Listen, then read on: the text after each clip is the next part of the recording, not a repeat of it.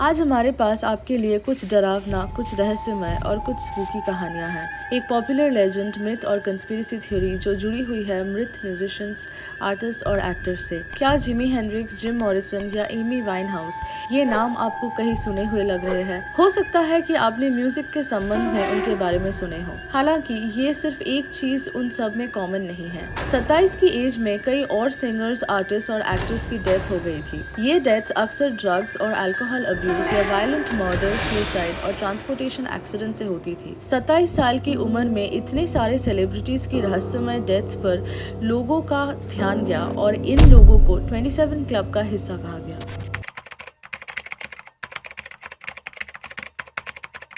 Jimi Hendrix, Janice Joplin और Jim Morrison सभी की 1969 और 1971 के बीच 27 की एज में डेथ हो गई। उस समय इसको सिर्फ एक कोइंसिडेंस माना जाता था, लेकिन जब कर्ट कोबेन की 1994 में डेथ हुई 27 इयर्स की एज में, तब ये एक कोइंसिडेंस नहीं रहा और एक फुल फ्लेज कंस्पिरेसी थ्योरी बन गई। रॉक एंड रोल फैंस ने कोबेन की मौत को इन हेंड्रिक्स, जॉपलिन और मॉरिसन की डेथ से जोड़ दिया था। इसीलिए 27 क्लब ने लोगों की धारणा को पकड़ना शुरू कर दिया। जब एमी वाइनहाउस का 2011 में 27 वर्ष की आयु में डेथ हो गई, तो इस इंसिडेंट ने 27 क्लब पर और भी अटेंशन अट्रैक्ट की। लेकिन ये वाइनहाउस की मृत्यु के साथ नहीं रुका, क्योंकि उसके स्थान पर और भी कई लोग आए और इस शापित एज से आगे नहीं बढ़ पाए। जब ये क्लब शुरू में सिर्फ म्यूजिशियन से कनेक्टेड था, टाइम के साथ साथ कई और लोग जैसे एक्टर्स और आर्टिस्ट 27 क्लब से जुड़ते। ड्रग एडिक्शन, सुसाइड से लेकर संग की दुर्घटनाओं तक हर चीज के कारण कई यंग एक्टर्स और आर्टिस्ट्स ने अपनी जान गंवाई है। जोनाथन ब्रांडिस और एंटनी येल्चिन के अलावा और भी कई एक्टर्स थे जो 27 की एज में मर गए थे। ड्रग ओवरडोज, हार्ट अटैक, हत्या,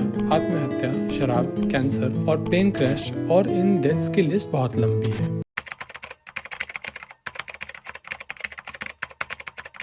हालांकि ये अजीब और डरावने लगते हैं, पर शायद ये रियलिटी में सिर्फ फैन थियरीज और कोइंसिडेंसेस हो। दिसंबर 2011 में ब्रिटिश मेडिकल जर्नल में यूनिवर्सिटी एकेडमिक्स द्वारा की गई एक स्टडी में ये लिखा गया है कि एक्चुअली 27 की एज में मृत्यु के चांसेस बढ़ते नहीं हैं। इनफैक्ट एक्चुअल इंक्रीजेस होते हैं 25 और 32 की उम्र में। इसके अलावा इस स्टडी में ये भी नोट किया गया था कि म्यूजिशियंस में यंग अडल्ट की डेथ ज्यादा है, उनके फेम और हाई रिस्क लाइफस्टाइल की वजह से। ये स्टडी फिर भी पूरी तरह से 27 क्लब घटनाओं को इंक्लूड नहीं किया, क्योंकि जो म्यूजिशियन सिलेक्ट किए गए थे, the UK number 1 scored album 1956 से 2007 के बीच में से, उसमें 27 क्लब के कुछ notable members like Hendrix, Joplin, Morrison, Pete Ham और रॉन मैकर्नन थे ही नहीं। 2014 में द कॉन्वर्सेशन के एक आर्टिकल ने ये भी सजेस्ट किया था कि स्टैटिस्टिकल एविडेंस ये दिखाते हैं कि पॉपुलर म्यूजिशियंस की 56 वर्ष में मरने की संभावना ज्यादा है।